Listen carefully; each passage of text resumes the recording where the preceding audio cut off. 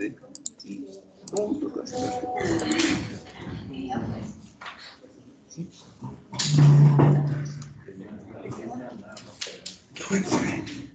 ¿Se ve?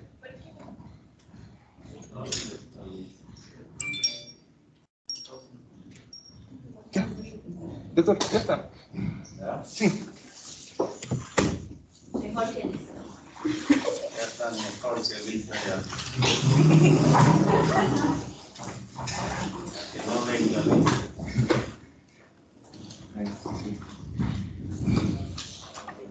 Y esto es lo que ya.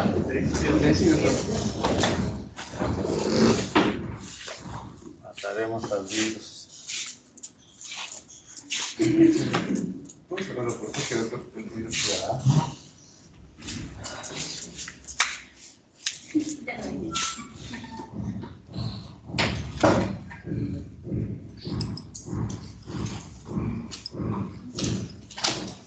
Nos quedamos en el codo, ¿no? Bueno, seguiremos. Buenas tardes con todos, virtuales y presentes. Vamos a continuar la clase entonces de reumatismos extraarticulares para mencionar los ejemplos más representativos a nivel de cada una de las articulaciones.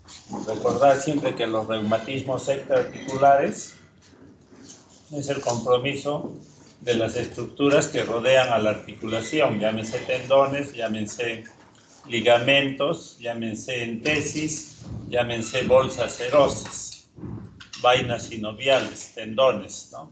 Todo eso básicamente se puede comprometer en cualquier momento de la vida. Dar estos reumatismos extraarticulares, ayer les dije, son la causa más frecuente de consulta reumatológica de los pacientes. Entonces, a nivel del codo tenemos tres entidades. Una, la llamada epicondilitis o codo del tenista. Todos ustedes se pueden palpar a nivel del codo, poniendo la mano, la parte palmar, dirigida hacia adelante, y en la parte externa radial a nivel del codo tenemos el epicóndilo, ¿no? El epicóndilo donde se insertan los músculos flexores de la mano, perdón, los músculos donde se insertan los tendones, cuyos músculos extienden la mano, ¿sí? Extienden la mano en el epicóndilo. Ahí en esa zona frecuentemente los tenistas, los que juegan tenis, pero también pueden ser otras ocupaciones, por un esfuerzo desmedido, se pueden inflamar esos tendones ahí donde se están insertando a nivel epicóndilo, ¿ya? Y esa entidad se denomina epicondilitis. El paciente viene refiriendo dolor localizado a esa zona y el médico va a examinar en forma objetiva, detecta dolor en esa región, ¿ya? Entonces, el tratamiento nuevamente es básicamente con infiltración con corticoides de depósito. Vamos a poner puntero láser.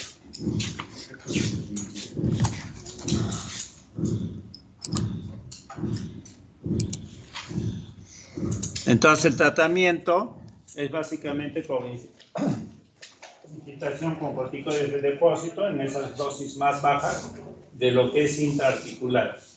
En los textos ustedes van a encontrar que siempre primero el tratamiento de elección son los antiinflamatorios no esteroideos. Los antiinflamatorios no esteroideos que pueden ser inhibidores COX, en general COX-1, COX-2, pero hay los específicos COX-2, que son menos gastrotóxicos. Dentro de ellos tenemos meloxicam, tenemos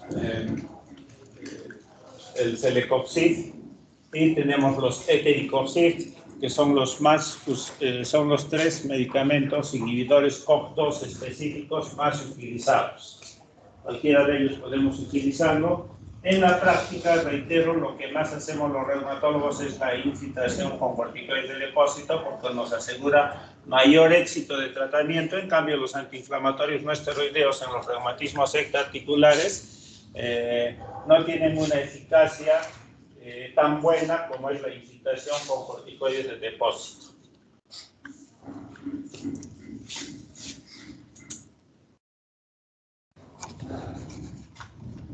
Entonces acá tenemos el epicóndilo y ahí el paciente refiere dolor, el médico examina objetivamente ese sitio y desencadena dolor.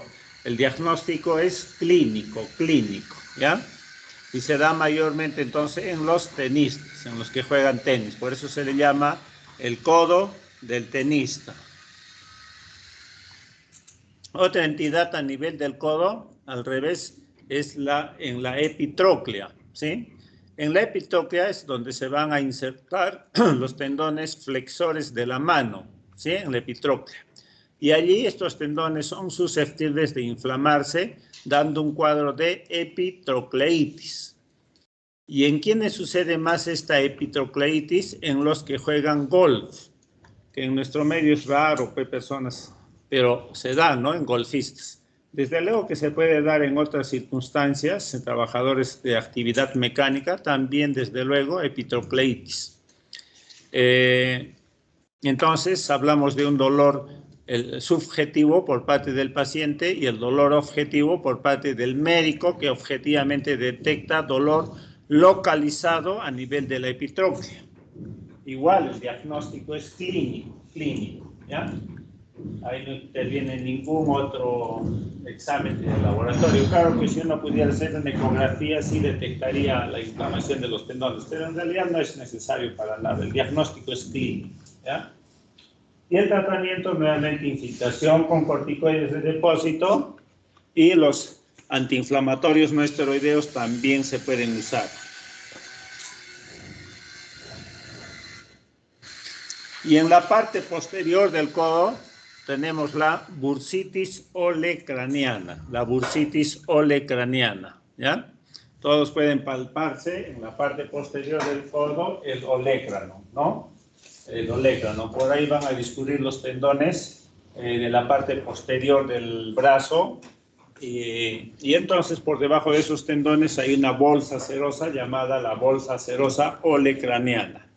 Esa bolsa serosa olecraniana es muy susceptible de inflamarse cuando uno prolongadamente está con el codo en una superficie dura, ¿no? Se apoya en una superficie dura y esa bolsa serosa se puede inflamar. O se golpea esa parte del olecrano y entonces se inflama la bolsa serosa y da una bursitis inflamatoria mecánica, traumática.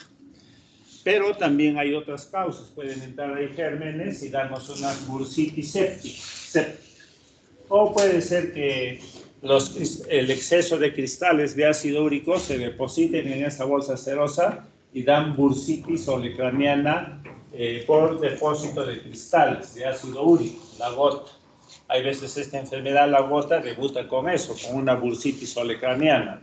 O a lo largo en la historia de una gota se depositan ahí los cristales de ácido úrico en forma de monourato sódico, se agrupan los cristales y dan una hinchazón dura con material lechoso en su interior, y cuando uno introduce una aguja sale ese material lechoso. Son ya los tofos gotosos en la bursa olecraniana, ¿ya? Cuando hay una bursitis olecraniana, lo que hay que hacer siempre es aspirar. Con una agujita se aspira, con una jeringa con su aguja se aspira y se saca el líquido que hay ahí en su interior y vamos al microscopio y examinamos para ver si hay cristales, para ver si hay gérmenes, para ver si hay sangre traumática o simplemente es inflamatorio. El tratamiento será de acuerdo a la causa de esta bursitis olecraniana, ¿ya? Entonces acá tenemos el gráfico. En la parte posterior de la articulación del codo tenemos a la bursa olecraniana y acá pueden ver entonces una bursitis olecraniana, ¿sí? El diagnóstico es clínico, si uno quisiera comprobar con ecografía, pero es tan sencillo en realidad este diagnóstico que es clínico, ¿ya? Acá tenemos una bursitis olecraniana debido a cristales de ácido úrico, o sea, una gota.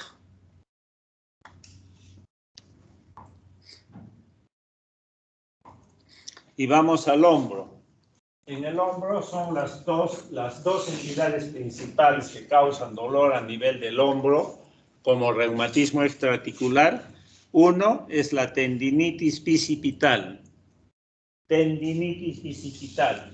Esta se refiere a la inflamación del tendón bicipital cuando pasa por la corredera bicipital. Todos pueden palparse, más o menos poniendo el miembro superior, la parte palmar hacia adelante. Vamos a ver ahí la corredera bicipital, ¿ya? La corredera bicipital. Por la corredera bicipital discurre entonces el tendón del músculo bicipital largo. Y ahí es susceptible de inflamarse y darle un dolor localizado en esa zona. El médico viene, examina esa zona, palpa y desencadena el dolor en la llamada corredera bicipital, ¿ya? Es un dolor localizado en la corredera bicipital. Hay una maniobra llamada de Yergason, mediante el cual, haciendo una abducción del codo, estando doblado, abducción del codo estando doblado hacia afuera, desencadena el dolor en la corredera bicipital, ¿ya? Codo flexionado en 90 grados, se hace una abducción hacia afuera y eso se llama la maniobra de Yergason. Ay, me olvidé de poner silencio, disculpe.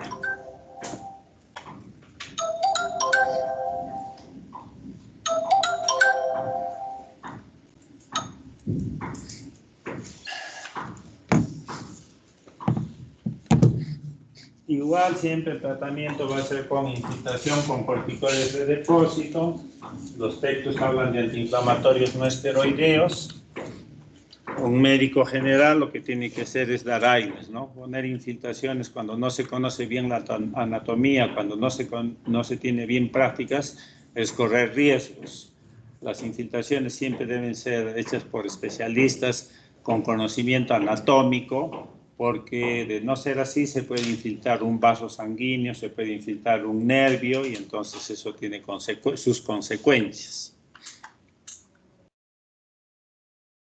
Entonces ahí ustedes pueden ver el tendón largo del músculo bicipital por la corredera bicipital, ahí es susceptible de inflamarse y desencadenar dolor, ¿ya? El médico acá en este otro lado vamos a ver que está haciendo una infiltración con corticoides de depósito en esa región directamente, ¿sí? Directamente. Esta es la tendinitis bicipital. Y la segunda entidad más frecuente de dolor a nivel del hombro es la llamada tendinitis del supraespinoso. Tendinitis del supraespinoso que va de la mano con la llamada bursitis subacromial. ¿Por qué? Porque el tendón del supraespinoso está muy pegado a la bolsa serosa subacromial. Entonces es susceptible de que al mismo tiempo, y es lo usual que se da, haya tendinitis, inflamación del tendón del supraespinoso y de la bolsa serosa subacromial. Entonces todos se pueden ubicar a nivel del acromion, ¿no? El acromion. En el hombro, el acromion, que es la parte más saltante, ¿sí? El acromion, acá en la puntita del hombro, ahí está el acromion. Por debajo del acromion va a estar la bolsa serosa subacromial. Y más debajito, el tendón del supraespinoso, ¿sí? Ahí están.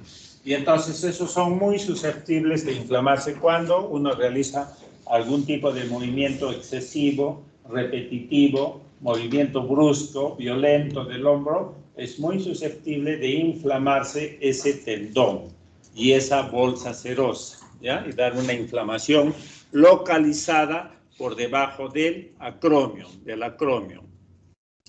Cuando uno realiza una abducción del hombro, la abducción es este movimiento, ¿no? Abducción. Y entre los 60 y 110 grados, ahí es donde se desencadena este dolor, debido a la bursitis subacromial, debido a la tendinitis del supraespinoso, ¿ya? Abducción entre los 60 y 110 grados. el médico, el paciente refiere dolor localizado debajo del acromio, el médico palpa esa zona, comprime esa zona y desencadena el dolor, ¿sí? El diagnóstico es evidentemente clínico, pero también la ecografía va a delimitar perfectamente, va a definir perfectamente nuevamente cuando un tendón está inflamado o cuando una bolsa serosa está llena de líquido, ¿ya? Si uno quisiera corroborar el diagnóstico, entonces se hace ecografía del hombro. Y el ecografista informará como una tendinitis del supraespinoso o una bursitis subacromial. El tratamiento es nuevamente infiltración con corticoides de depósito. También se puede utilizar inicialmente antiinflamatorios no esteroideos. Y lo usual es que si no se da, hagamos la infiltración con corticoides de depósito. Tanto la tendinitis del supraespinoso como la tendinitis bicipital, cuando el paciente tiene mucho dolor, conlleva a que este no realice movimientos del hombro, ¿ya? Entonces lo tiene el hombro fijo, pegado, sin realizar movimientos. ¿Cuál es el riesgo de esto? De que se atrofien todos los tendones, los ligamentos en el entorno del hombro, ¿ya? Hay una atrofia y una rigidez. Entonces eso a largo plazo lleva a lo que se llama el hombro congelado, ¿ya? O llamada también capsulitis adhesiva, en la cual el paciente va a realizar un muy escaso rangos de movimiento articular del hombro. A eso se llama hombro congelado. Y eso se debe a la inmovilización del hombro por parte del paciente por tener dolor. Dolor bien sea por tendinitis bicipital o por tendinitis del supraespinoso, ¿ya? Entonces uno no puede estar sin movilizar mucho tiempo una articulación. ¿Cuál es el riesgo? Esto, congelado, a nivel del hombro congelado, pero a nivel de otras articulaciones podríamos decir lo mismo. Por eso es que siempre, cuando hay patologías de articulaciones, hay que tratarlas rápido, desinflamarlas rápido y el paciente debe mover sus articulaciones, ¿ya? Lo peor es estar en inmovilización, eso no es bueno para nada. Siempre se tiene que mover las articulaciones para que haya un buen funcionamiento de esa articulación.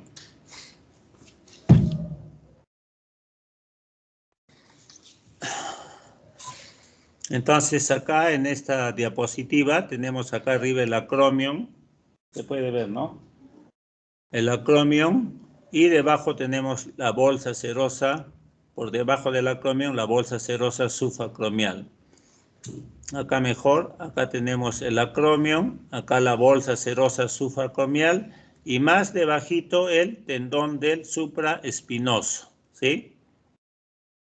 Movimientos repetitivos, inadecuados del hombro puede hacer inflamar a la bolsa serosa y contiguamente al tendón del músculo supraespinoso, ¿ya? Dolor localizado en esa zona. Y en esta otra diapositiva vemos que el médico está realizando una infiltración con corticoides de depósito por debajo del acromion. A 1 centímetro por debajo del acromion, ahí se introduce la aguja de una jeringa con el corticoide de depósito y allí se deja este medicamento.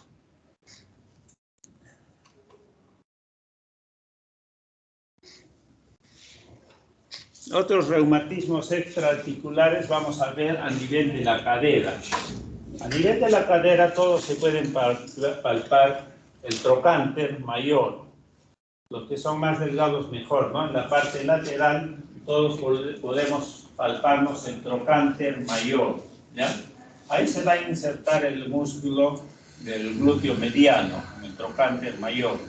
Entonces, para que ese tendón de ese músculo no se rasgue, por debajo tenemos a la bolsa serosa trocanteriana, así se llama, ¿ya?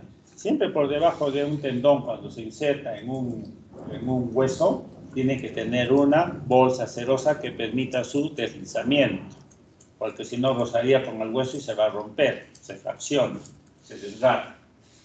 Entonces, a nivel del trocánter tenemos la bolsa serosa trocantérica, y es susceptible también de inflamarse. Esa bolsa serosa se puede inflamar, dando lugar a un dolor localizado a nivel del trocánter mayor.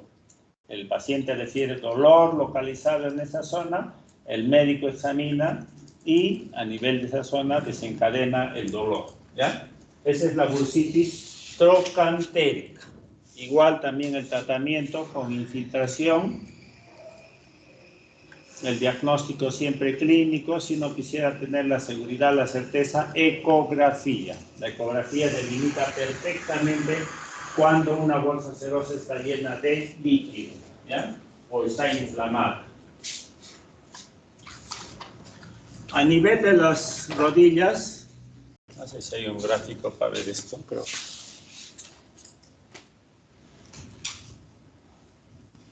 Iremos viendo por el gráfico. Acá la bursitis trocantérica, ¿sí? En la parte lateral de la cadera, ahí tenemos la bursitis trocantérica. Y a nivel de las rodillas, en la parte interna de la rodilla tenemos la bursitis, la bolsa serosa anserina. La bolsa serina está en la parte interna de la rodilla, si ustedes se acuerdan, los tendones que conforman el músculo cuádriceps, que vienen a ser los tendones denominados la pata de ganso, que está conformado por los músculos del cuádriceps sobre todo, y se van a insertar en la parte interna de la rodilla, ¿ya? En la parte interna de la rodilla a nivel del cóndilo, de la tibia. Y entonces, esos tendones debajito tienen a la bolsa serosa anserina, cual es susceptible de inflamarse, ¿ya? Y dar un dolor localizado, nuevamente, en la rodilla, en la parte interna, en la parte del cóndilo de la tibia, ¿ya? Ahí ustedes pueden ver, el paciente refiere un dolor localizado en ese sitio. El médico va, examina y hay un dolor localizado en ese sitio, ¿ya? Y el médico, ¿qué es lo que hace? Va a infiltrar esa zona. Nuevamente, corticoides de depósito en bajas dosis, ¿ya? Esa es la bursitis anserina. Anserina. A ver, hay otro gráfico. Este ya no hay.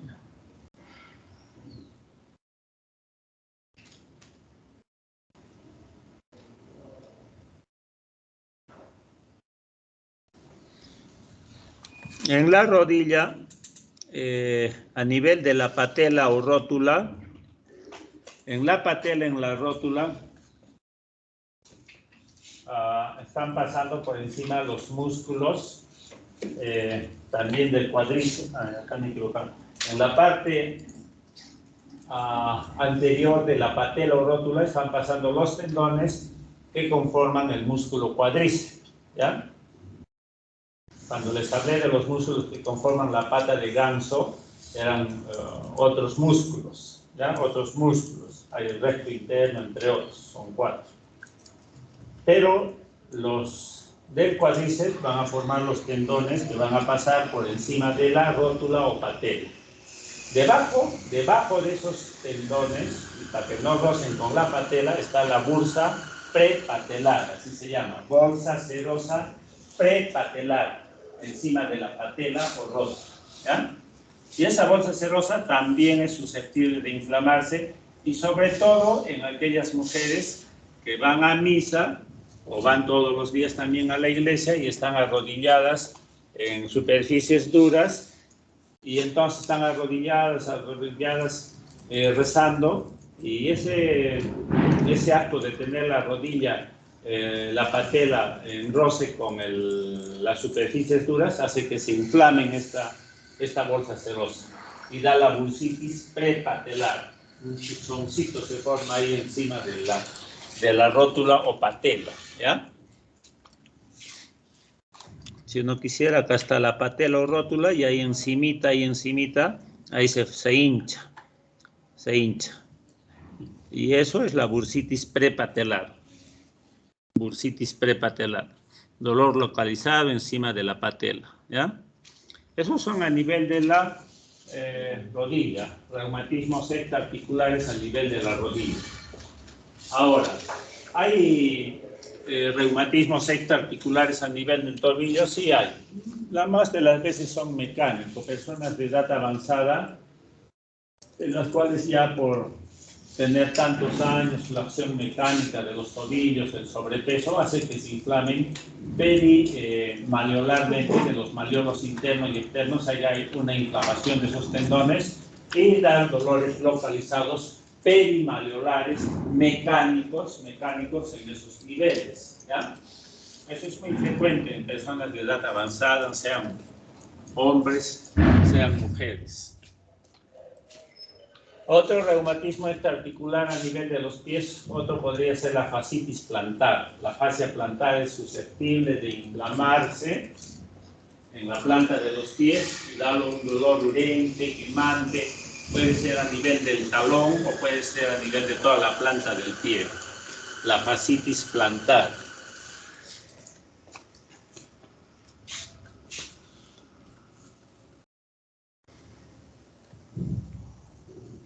Entonces, esta última diapositiva, siempre hay que tener en cuenta, diferenciar lo que es un reumatismo articular. Básicamente el compromiso es de toda la membrana sinovial, ¿no? En una articulación, eso es el compromiso articular. La membrana sinovial, reitero, es el blanco de ataque de la gran mayoría de enfermedades reumáticas. Llámense enfermedades autoinmunitarias, llámense enfermedades por depósito de cristales, llámense enfermedades infecciosas, artritis séptica. Es la membrana sinovial el blanco de ataque de las articulaciones. Eso da una sinovitis. Sinovitis es sinónimo de artritis, síndromes articulares. En cambio, lo que hemos visto hoy día son los síndromes extraarticulares, que están fuera de la articulación, en la cual no hay compromiso de la membrana sinovial, sino hay compromiso de tendones, hay compromiso de bolsas serosas, de vainas sinoviales, del tejido subcutáneo, paniculitis. Entonces, esta última diapositiva para que vean la artritis. Siempre los signos flogósicos o inflamatorios son difusos. Yo tengo acá una artritis de la rodilla y la flogosis es difusa. Prácticamente toda la rodilla está comprometida. En cambio, en un reumatismo extraarticular solo hay una flogosis localizada, ¿sí? Y la otra gran diferencia es en las artritis hay dolor en todos los rangos de movimiento articular. Cualquier movimiento articular que se realice va a doler, ¿sí? Está tomada la membrana sinovial. Cualquier movimiento compromete esa membrana sinovial. En cambio, el extraarticular, solo hay dolor en un determinado movimiento articular. Les dije, por ejemplo, en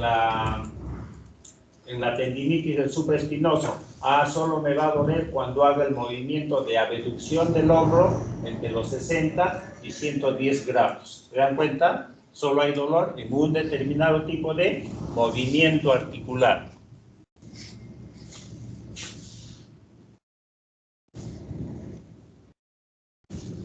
Entonces, aquí haríamos ya lo que es síndromes articulares y síndrome extraarticular. Si ustedes tuvieran una pregunta, me la pueden hacer en este momento, alguna duda que tengan. Para los presentes y también para los no presentes. ¿Me están escuchando, no? Si alguien de los no presentes me quiere hacer alguna pregunta, lo pueden hacer, ¿ya? Doctor, yo tenía una pregunta. ¿Perdón? Tenía una pregunta, doctor. ¿Ya?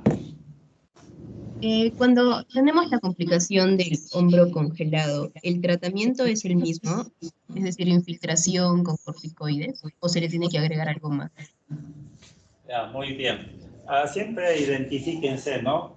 ¿Quién me habla?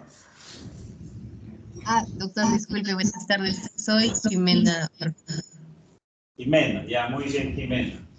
En el hombro congelado, hombro rígido, hombro duro, hay una fibrosis, ya no hay los tendones, los músculos se ponen duros, rígidos, hombro congelado, Entonces, lo que hay que hacer de tratamiento básicamente es la fisioterapia. Aplicación de cualquier tipo de calor y poco a poco el fisioterapéutico irá ampliando los rasgos de movimiento articular, ¿ya? El tratamiento básico es la fisioterapia. Nuevamente tendrá que mover poco a poco ese hombro que está congelado. Si lo hace bruscamente, desde luego que se pueden romper los tendones, los músculos. Pero de otro lado, también hay que hacer, el médico hace infiltraciones, ¿ya? Los corticoides de depósito hay que inyectarlos en el entorno de ese hombro congelado, ¿ya?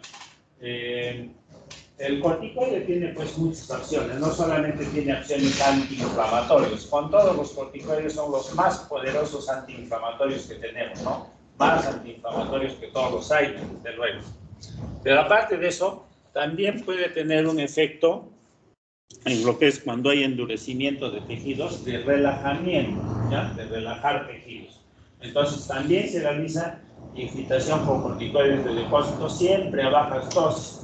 Ustedes saben que un corticoide depositado a altas dosis y en forma continua produce atrofia de tejidos, atrofia, ¿ya? Y esa atrofia puede llevar a ruptura de tejidos.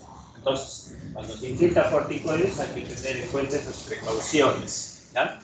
De infiltrarlo siempre las dosis más bajas y por tiempos prudentes, ¿no? Tiempos prudentes, una sola vez o 2 veces, etcétera. Ya es un poco manejo del especialista. Muy bien, ¿tienen otra pregunta?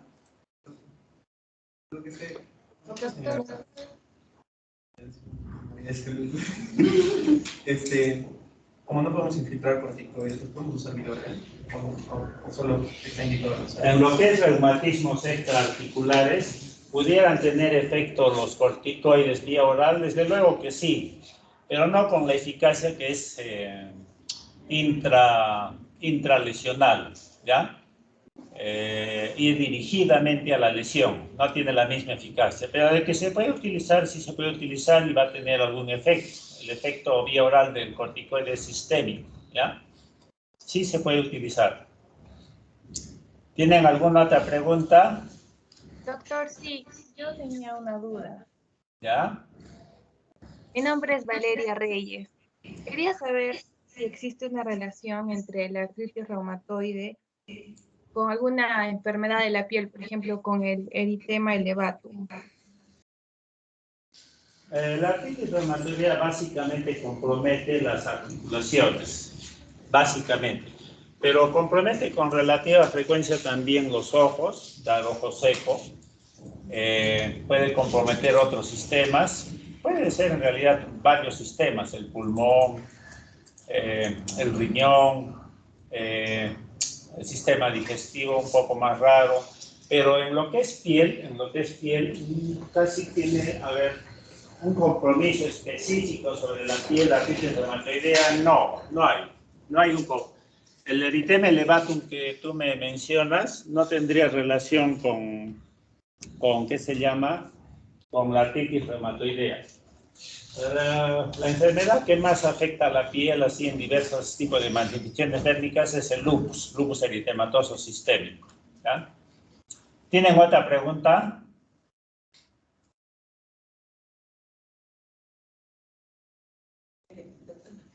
Bueno, con respecto a las dosis de los reumatismos extraarticulares, ¿cómo sería el manejo?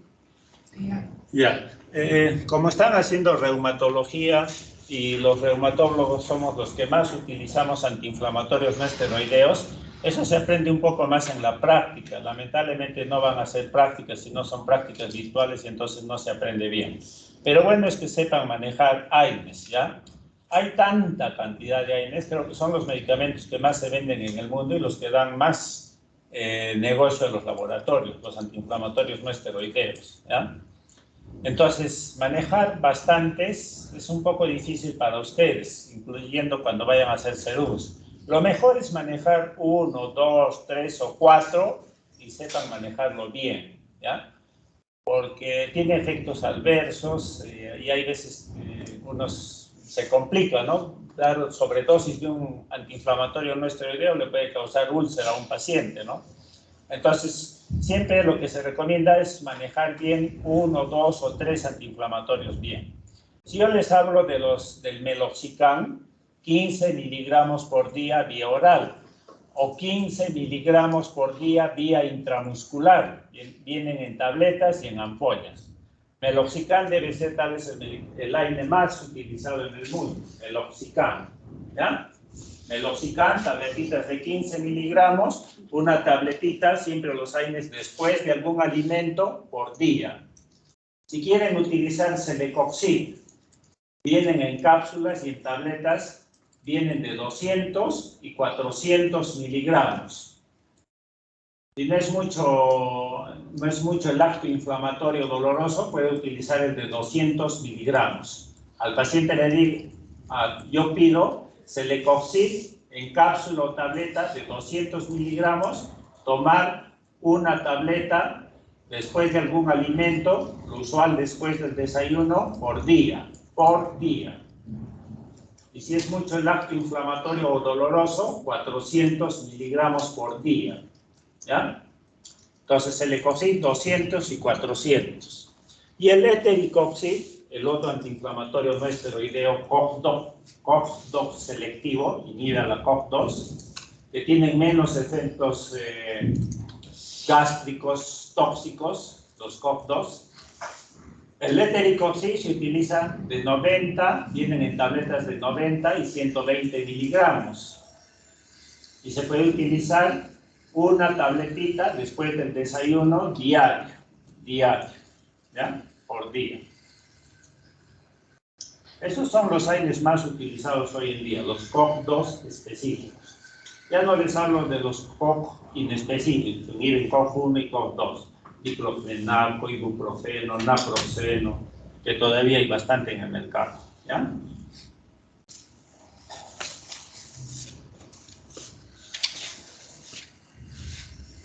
Ya, entonces entramos a fibromialgia. La fibromialgia también es un reumatismo extraarticular. Que se caracteriza por un dolor crónico. Vamos a poner el láser. Sí. Una pregunta, ¿y dónde están siempre los pacientes se tienen que dar con algún protector? Ah, ya. Espérate un ratito. Este es, ¿no? No quiere agarrar. Ah, ya. No lo ha agarrado.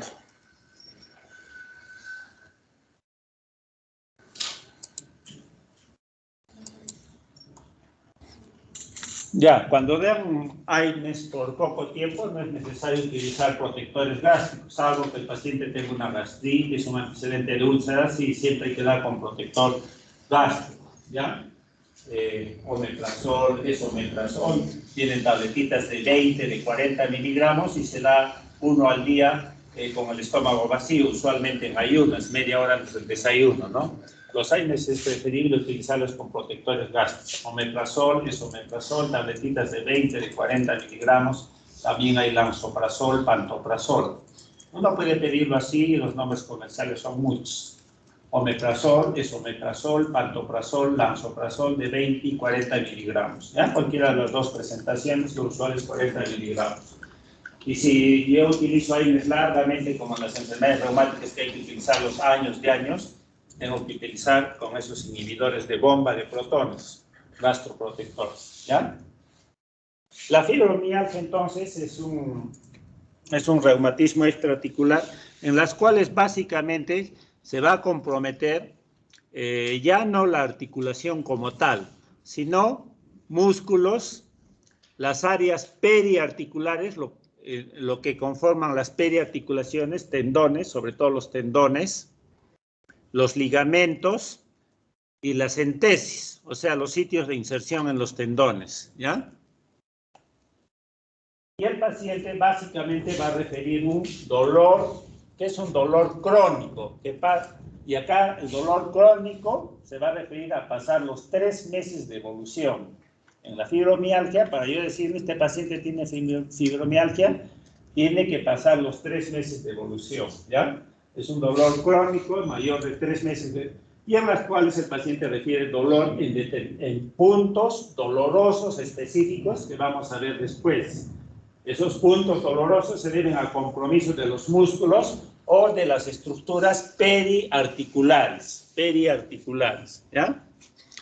Esta fibromialgia puede ser primaria, o sea, solo el paciente tiene fibromialgia, tiene dolores musculares o periarticulares, ¿sí? Pero puede haber una fibromialgia secundaria. Y aquí muchas enfermedades pueden dar secundariamente fibromialgia.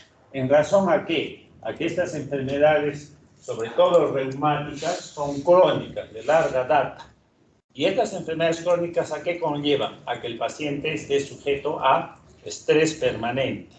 Ese estrés permanente debido a una enfermedad crónica, reumática, como artritis reumatoidea, como artrosis, pero también a otras, como en cánceres, enfermedades endocrinas, cualquier enfermedad crónica que conlleve a un estrés crónico del paciente, va a hacer que aparezca entonces fibromialgias secundarias, ¿ya? Secundarias.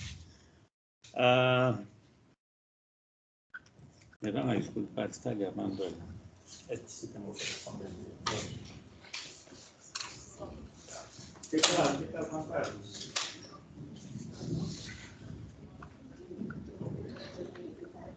Mira, en este momento está hablando con Daría, la relación de la semana pasada, todavía está en el proceso de disponer de las universidades, pero nosotros hemos pedido hacer.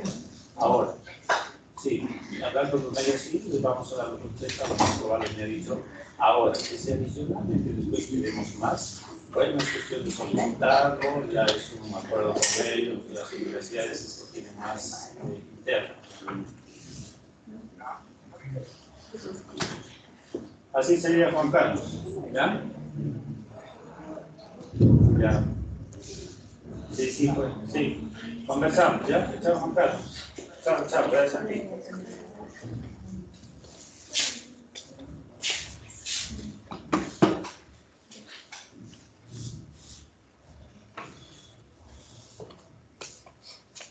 Bueno. Ahora, quienes más se afectan son las mujeres. Las mujeres pues están más sujetas a estrés que los varones, ¿no? De alguna manera los varones sabemos sobrepesar un poquito más los problemas. Un poquito más, digo, aunque ahora ya las cosas están cambiando. Pero con todo, las mujeres son las que tienen más fibromialgia. Desde luego que hay varones que con fibromialgias bien intensas, bien duraderas, ¿ya? Antes a la fibromialgia se le llamaba fibrositis, miofascitis, dolor miofacial crónico, reumatismo tensional. Hoy en día se ha quedado con este nombre de fibromialgia. Fibromialgia. Ahora, en la causa de la fibromialgia se está haciendo muchos estudios, todavía no hay nada definido. El hecho es de que se sabe que fundamentalmente es desencadenado por el estrés, por la tensión, por los problemas, por el poco control emocional de los problemas, ¿ya? Y en todo esto va implicado un compromiso del sistema nervioso, de vías nerviosas, en la cual se ve implicado mucho la serotonina, ¿ya? La serotonina. Pero bueno, hay muchos otros neurotransmisores también implicados, no voy a entrar en detalles, un mecanismo fisiopatológico aún complejo, en la cual todavía no está bien dilucidado y en la cual no vamos a entrar mucho en detalle, ¿ya? La situación es que siempre son las fibras nerviosas sensitivas las que transmiten el dolor desde estas estructuras, los músculos, las estructuras periarticulares, hacia las áreas del dolor del cerebro, ¿no? Hacia las áreas del dolor del cerebro.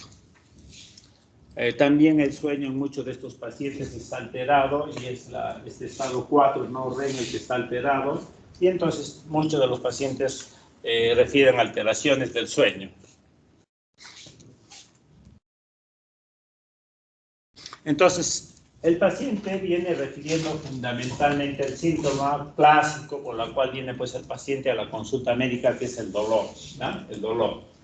Y el dolor es el síntoma más destacado de la fibromialgia.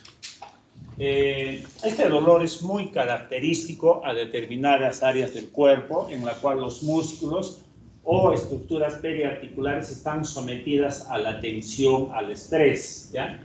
Y son puntos dolorosos muy específicos llamados puntos gatillo, que son 18 los puntos bien identificados, ¿ya? Bien identificados.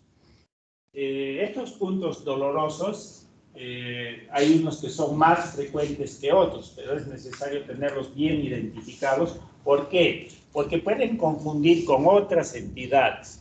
En el diagnóstico diferencial vamos a ver de la fibromialgia y a veces es bien compleja en el sentido de que como comprometen músculos, y muchas enfermedades pueden dar afectación muscular, y como comprometen estructuras periarticulares, y los reumatismos extraarticulares, ya hemos visto, pueden darnos pues manifestaciones que semejan mucho a la fibromialgia. Por eso en el diagnóstico de fibromialgia hay que ser muy sutil, hay que hacer un examen muy minucioso para poder diagnosticar esta fibromialgia. Hay muchas equivocaciones en el diagnóstico de esta entidad, ¿ya?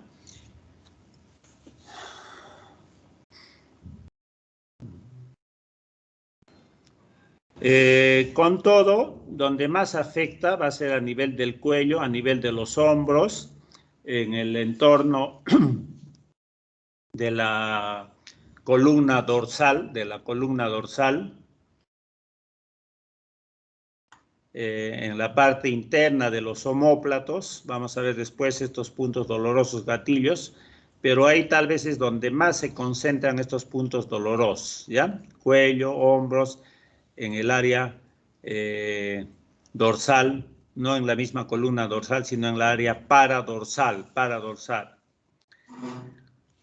Pueden afectar en cualquier hora del día. El paciente está bien y de repente se le presenta el dolor. Afecta muchas veces la actividad física del paciente.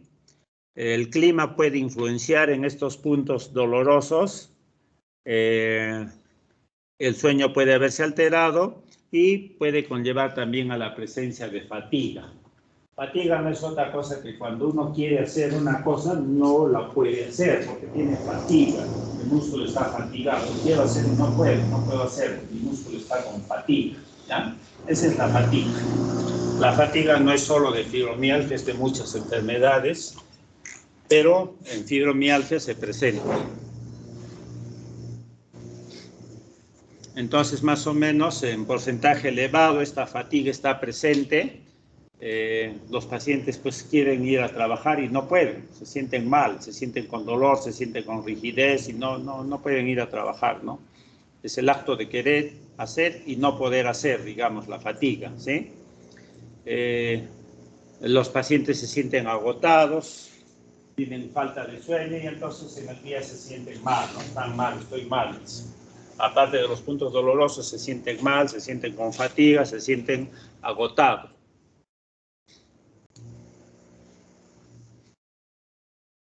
Y acá para que vayan viendo algunos puntos dolorosos y miren en el entorno del cuello, ¿no? Miren en el entorno del cuello.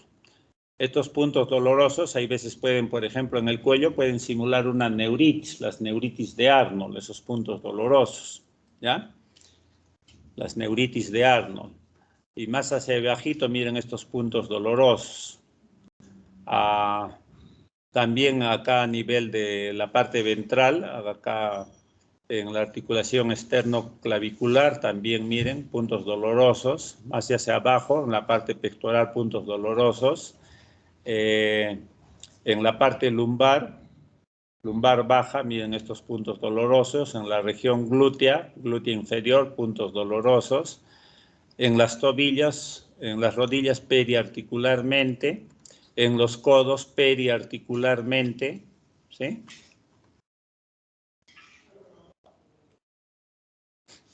Bueno, y entonces todos estos puntos dolorosos tienen sus numeritos y en total, en las dos partes del cuerpo, uno suma, ya son 18 puntos dolorosos.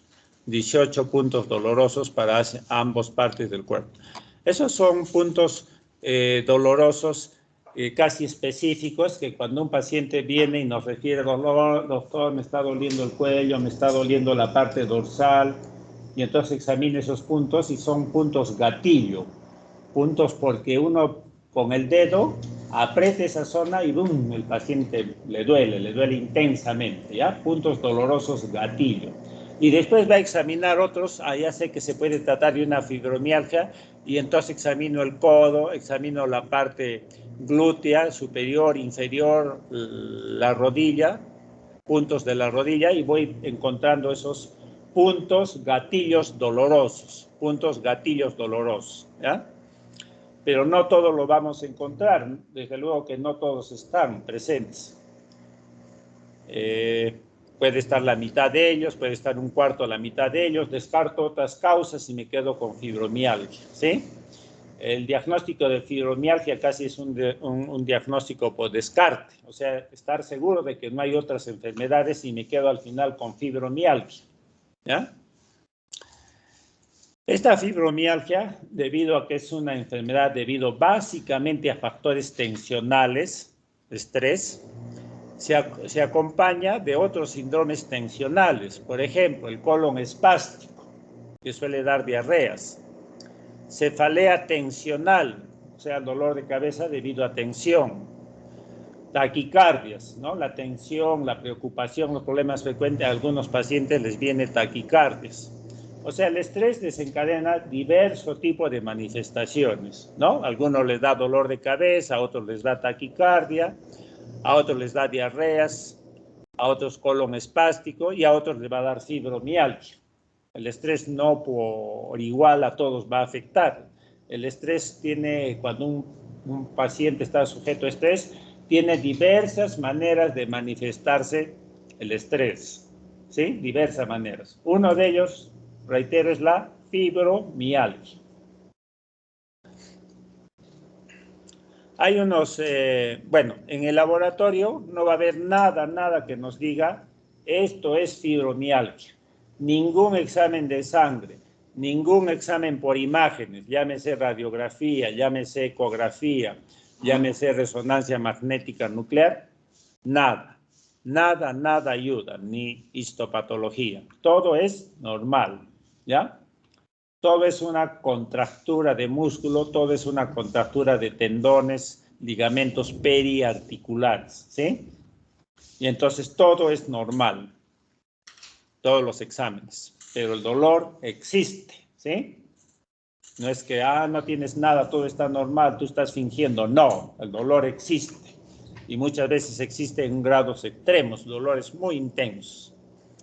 Entonces, en el diagnóstico diferencial vamos a verlo con muchas entidades. Hay otros síndromes miofaciales, síndromes de fatiga crónica, las neuritis que les digo acá en el cuello, neuritis de Arnold, con los nervios, las neuritis se pueden confundir. Este diagnóstico diferencial en realidad abarca mucho más de lo que está en un texto y uno lo aprende a manejar en la práctica clínica. En la práctica clínica se puede confundir, como les reitero, con los reumatismos extraarticulares muy frecuentemente. Tengo una epicondilitis. Esa epicondilitis será por epicondilitis por exceso de movimiento o puede ser una fibromialgia. Entonces, pudiera ser una fibromialgia que se esté iniciando, que tiene ese punto doloroso inicial y después me va a hacer otros puntos dolorosos gatillos. Puede ser, sí, entonces hay que tenerlo en mente, ¿ya? Pero bueno, siempre hay que tener en mente entonces que para dar el diagnóstico de una fibromialgia tengo que descartar otras enfermedades como ser los reumatismos extraarticulares como tal. Como ser, por ejemplo, una artritis reumatoidea. La artritis reumatoidea compromete las articulaciones, la sinovial, pero puede darnos solamente dolor y no darnos flogosis. O sea, simplemente artralgia y no darnos sinovitis o artritis, ¿ya? Así puede comenzar una artritis reumatoidea y puede comenzar en forma extraarticular una artritis reumatoidea, o sea, dolores periarticulares.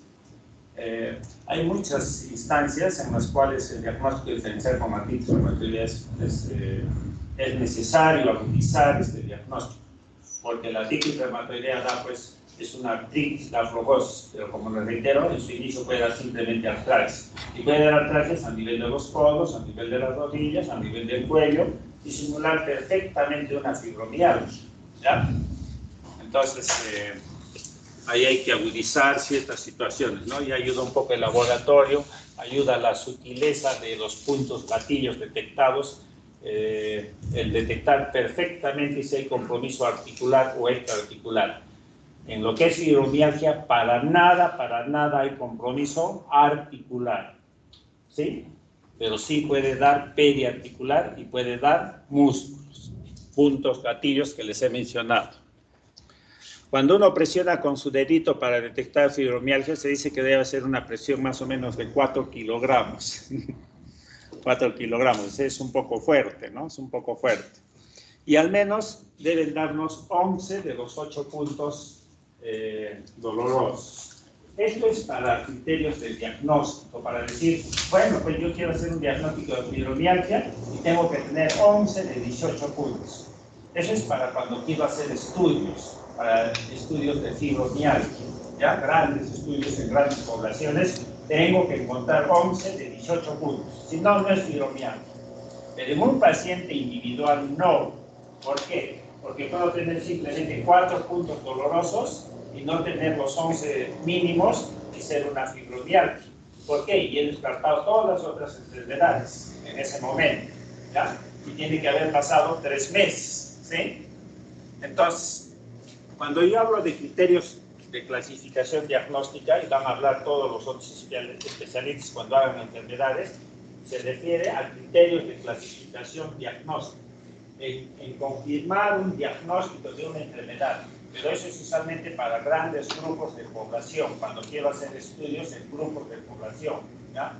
Eso lo define perfectamente un especialista, sin criterios de clasificación diagnóstica.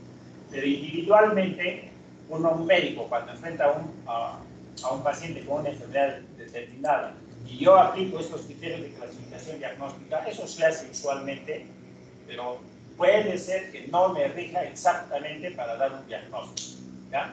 Los criterios de clasificación diagnóstica son para estudios de grupos poblacionales de determinadas enfermedades, pero no para un paciente específico. Que me ayude en un paciente específico estos criterios de clasificación diagnóstica, sí me van a ayudar, pero en determinados momentos no. Reitero, yo puedo hacer un diagnóstico de fibromialgia con puntos dolorosos gatillos menos de 11, que dure 3 meses y que me excluya otras enfermedades, ¿ya? Porque no todos los pacientes van a hacer los 11 puntos dolorosos, ¿sí?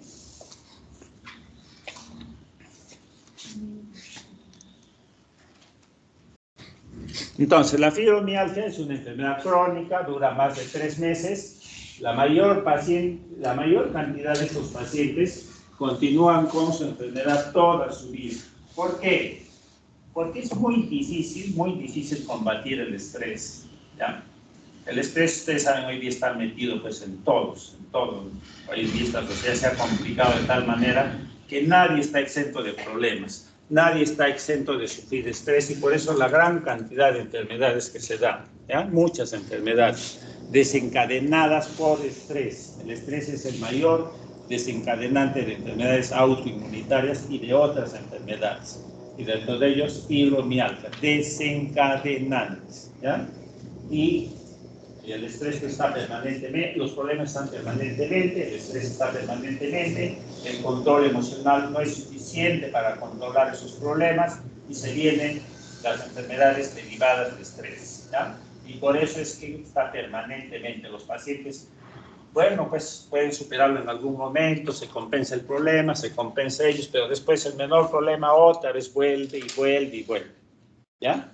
La fibromialgia es una enfermedad crónica, hay veces que está de por vida. Pero está de tiempo en tiempo. Aparece el estrés, aparece la fibromialgia. Desaparece el estrés, está tranquilo, la fibromialgia también se entra. Aunque hay veces también aparece sin problemas, porque ya está instalada, ¿ya? Pero no es una enfermedad progresiva que deteriora, no, para nada, no hay compromiso funcional, no hay deterioro orgánico, para nada. Lo que hay simplemente es dolor, ¿sí? y nadie quiere vivir pues con dolor.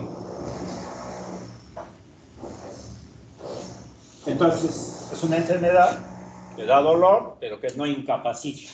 Y si no incapacita, el paciente continúa trabajando. Estos pacientes trabajan, pero tienen fatiga, quieren ir a trabajar y como que no quieren. Pero tienen que trabajar y van a trabajar. No están incapacitados. Entonces, en el pronóstico de estas enfermedades va a depender de varios factores, ¿no? Varios factores.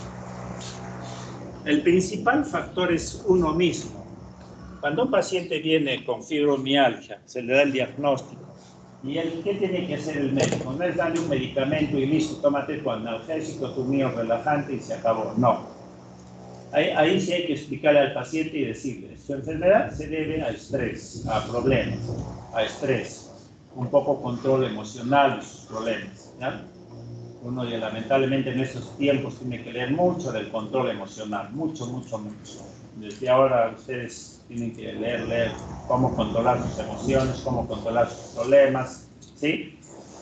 Sus problemas amorosos, sus problemas económicos, sus problemas amicales, etcétera, etcétera. Si no hay buen control, estamos sujetos a enfermedades por estrés. Entonces, al paciente se le dice, mire, su problema es este, ¿ya? Usted tiene una fibromialgia, usted no se va a incapacitar, usted tiene simplemente dolor. Y ese dolor se debe a estos factores. Tiene usted que tratar de controlar esto. Si los problemas le abruman, bueno, pues tiene usted que saber que tiene dolor, pero no se va a incapacitar, para nada. ¿Ya? Aprenda a convivir un poco con su dolor, pero no le va a pasar nada. Ese acto de que el paciente sepa que no le va a pasar nada, no está incapacitado, ya le da un alivio. ¿Quién no quiere? Pues, bueno, pues ya tengo dolor, pero puedo vivir bien, ¿no? Y el dolor, decirle, bueno, pues es un dolor por contractura muscular, por tensión, y se me tiene que pasar, ¿no? Uno tiene que aceptar. Siempre un paciente tiene que aceptar la enfermedad que tiene. Si no acepta, y entra en cólera, en rebeldía, es peor, ¿no? Renegar de su enfermedad es lo peor que puede existir en un paciente. Un paciente tiene que aceptar su enfermedad de forma positiva, ¿no? Bueno, me ha dado esto, ya sé que no me va a pasar nada en fibromialgia y yo voy a seguir adelante. Y cada vez que me venga el dolor no me va a pasar pues nada, ¿no? Sé que me va a venir, me va a perseguir, pero ya pues no le hago caso, ¿sí? Algo de eso se refiere a esto. El paciente tiene que asumir su enfermedad. Y en todo eso intervienen siempre los factores familiares, los factores sociales, el factor económico, desde luego. El paciente no tiene dinero, no tiene para pagar la consulta, no tiene para pagar medicamentos, se confunde más y el problema se ahonda. Por eso todo influye, ¿no? Todo el ambiente influye. No solo en fibromialgia, desde luego en muchas enfermedades, ¿sí? El ambiente familiar, el aspecto social, el aspecto amical. Entonces, para el tratamiento se utilizan, lógicamente, hay que calmar el dolor. Dolor, síntoma fundamental, y entonces tenemos que dar analgésicos. Analgésicos hay muchos, el más utilizado es el paracetamol, el Panadol, ¿no? Antes se utilizaba 500 miligramos, ahora no, 1 gramo. Ustedes saben, para tratar rápido síntomas derivados del dolor, de la gripe, paracetamol 1 gramo, ya no 500 miligramos, 1 gramo. Paracetamol 1 gramo se puede dar cada 24 horas, cada 12 horas, cada 8 horas, 3 gramos al día, ¿ya? Hasta 4 gramos al día se puede utilizar de paracetamol como analgésico puro. Después, los antiinflamatorios no esteroideos que les he dicho, ¿sí? Los hay, ya saben ya cuáles, en qué dosis tratar de utilizar. Siempre hay que tratar de utilizar el menor tiempo posible, ¿ya? Antidepresivos, porque el dolor y los problemas a uno lo tienden a deprimir. Y el medicamento antidepresivo más utilizado es la amitriptilina, de 15 a 25 miligramos por día, amitriptilina. Y la ciclobenzaprina es el antidepresivo más utilizado hoy día en el mundo, dosis de 5 miligramos. Puede ser 1 o 2 veces al día. Ciclobenzaprina, diversos nombres comerciales, ¿ya? Al paciente también se le hace, de alguna manera, para disipar sus problemas, un programa de ejercicios que conlleven a relajación de músculos, ¿sí? Siempre los mejores ejercicios son aquellos que le gusta hacer al paciente. A nadie yo le puedo decir que le gusta el fútbol. No, tienes que practicar natación. No, tienes que practicar vóley. El deporte que uno tiene que hacer es el que le gusta a uno. Si le gusta nadar, vaya a hacer natación. Si le gusta fútbol en un ambiente social, vaya usted a hacer fútbol. Pero haga deportes, ¿no? El deporte es el mejor disipador de los problemas, ustedes saben, ¿no? Entonces le dice, tiene que hacer deportes, programar, y ustedes saben que media hora al día es el tiempo suficiente para poder realizar un buen ejercicio físico que conlleve a un buen estado de salud. También puede ir a fisioterapia, medicina física, ahí les van a explicar mucho mejor qué tipo de ejercicios debe hacer, ejercicios que conlleven a técnicas de relajación muscular, ¿no? Técnica de relajación muscular, aplicación de diversos tipos de medios que incluyan calor.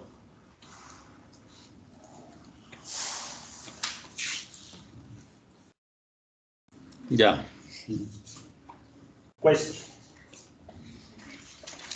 Doctor, no entiendo bien los criterios diagnósticos. O sea, si el paciente da 11 de los 18 puntos, ya. O sea, sí tiene fibromialgia, pero si tiene menos de 11 también puede tener. Sí, sí. O sea, en el diagnóstico, yo les tengo que decir, si les pregunto en el examen, para hacer el diagnóstico fibromialgia deben tener 11 o más puntos, es correcto eso, ¿ya? Pero si yo les digo, pero pueden tener menos de 11 puntos y haciendo el descarte de que no hay ninguna otra enfermedad, también es correcto, lo que les he dicho, ¿ya?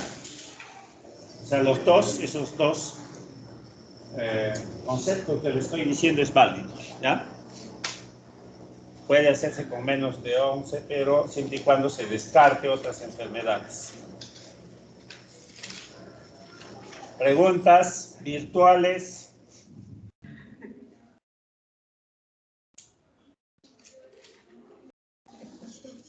A ver. Bueno, lo que ha mencionado los criterios diagnósticos son del Colegio Mexicano de Reumatología. Sí. Pero hay otros criterios, bueno, que incluyen más puntos, como dentro de la clínica, fatiga y la asociación neurológica. ¿Eso se utiliza por Sí. Ahora han salido, no les quiero entrar mucho en detalle, han salido nuevos criterios de clasificación diagnóstica, en los cuales incluyen ya la fatiga, incluyen manifestaciones neurológicas, y con los puntos dolorosos, ya es más engorroso, es más de especialista. En la práctica clínica no lo hacemos, se lo hace para estudios que te digo así de, cuando uno quiere hacer estudios de fibromialgia en grandes poblaciones, con el fin de probar un medicamento, por decir, para probar medicamentos. Entonces ahí es que esos criterios de diagnóstico son bien rígidos. El paciente tiene que cumplir con los puntos dolorosos, tiene que cumplir con un puntaje de fatiga, tiene que cumplir con un puntaje de síntomas neurológicos. Esos están los nuevos criterios, creo que es 2020, del Colegio Mexicano de Reumatología. Pero no, eso ya es especialidad, ¿no?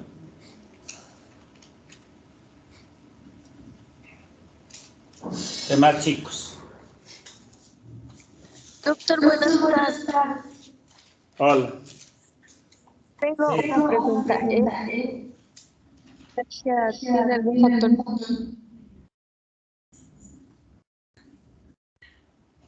No se te escucha. ¿Tiene algún factor genético? Bueno, sí te he escuchado parte de tu pregunta, si está implicado el factor genético en la fibromialgia. Bueno, que sepa, al momento no hay ningún factor genético implicado en fibromialgia. Uno pudiera decir, cuando yo estoy sometido a estrés, ¿por qué me da dolor de cabeza? Cuando yo tengo estrés, ¿por qué me da taquicardia? Cuando tengo estrés, ¿por qué me da diarrea? Cuando tengo estrés, ¿por qué me da fibromialgia? Cuando tengo estrés, ¿por qué me tiene que dar hasta artritis? Entonces, ¿qué hecho hace de que dé una u otra manifestación? Entonces uno se pone a pensar siempre en los factores genéticos. Debe haber algo de genética implicado en por qué se da una manifestación clínica en determinados pacientes y por qué se da otras manifestaciones en determinados pacientes. ¿Por qué no da a todos igual, no? Y en eso, ¿por qué no da a todos igual? Ahí vienen los factores genéticos. ¿ya? Ustedes saben, ¿no? Muchas enfermedades están pues implicados los factores genéticos. Pero hoy en día ya ustedes saben que más que los factores genéticos son los factores ambientales, ¿no? Están implicados en enfermedades, en tu estado de salud, en muchas cosas de la vida. Es el factor ambiental, el decidir cada uno decide en su relación con el medio ambiente, su relación social, cuánto de estado de salud positivo puedo tener y cuánto de enfermedad puedo tener, ¿ya? Sobre una base genética predisponente a tener determinada enfermedad, es el medio ambiente el determinante en decidir puedo tener o no tal enfermedad. Hoy en día ya eso está bien estudiado. Antes se decía que era 50% en el desencadenamiento de enfermedades, factores genéticos y ambientales, y hoy día se sabe que es 1/3 lo genético y 2/3 lo ambiental. O sea, uno decide.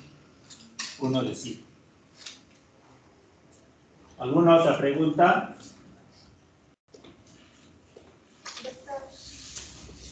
¿Es frecuente la fibromialgia en niños? No.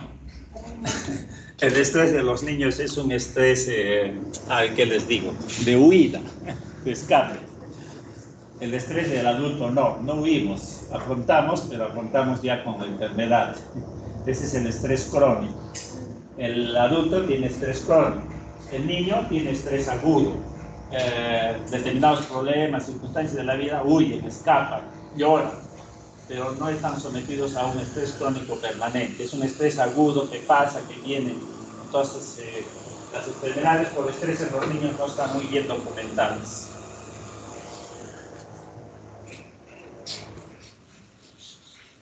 ¿Cuáles son las hormonas del estrés? ¿Ah? Los corticoides y adrenalina, ¿no? La adrenalina es huida, taquicardia, huida. Y los corticoides también están implicados en muchas instancias en estrés agudo. El fin y el objetivo es la defensa, ¿no? La defensa.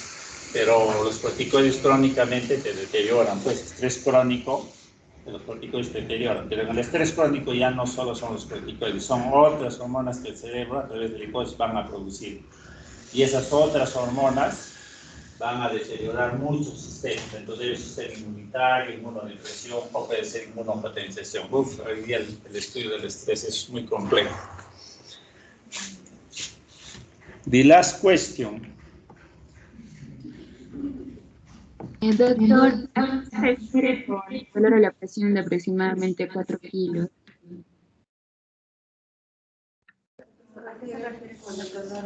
Con el dedito. Agarras tu balanza y con el dedito presionas la balanza y cuando estés en 4 kilos, entonces ese es el grado de presión que tienes que ejercer sobre un paciente para desencadenar los puntos gatillos. Esos puntos dolorosos gatillos también es algo relativo de 4 kilos. ¿Por qué? Porque hay personas que tienen bajo umbral de dolor y otros que tienen alto umbral de dolor. Y estos 4 kilos también los han hecho los gringos, el Colegio Americano de Reumatología, en relación a su umbral de dolor de sus grupos poblacionales, no para nosotros, ¿ya? Así sería la respuesta. Ya, chicos, mañana nos vemos. Artritis reumatoidea. Ya te la di, ¿no? Sí, doctor. También quiero preguntarte, dime. ¿Marcas intensidad, no, verdad? No estoy marcando. No, Creo que esta semana nos van a poner par. Ya te aviso. Ya. Me voy, chicos, que les vaya muy bien. Un gusto. Hasta luego.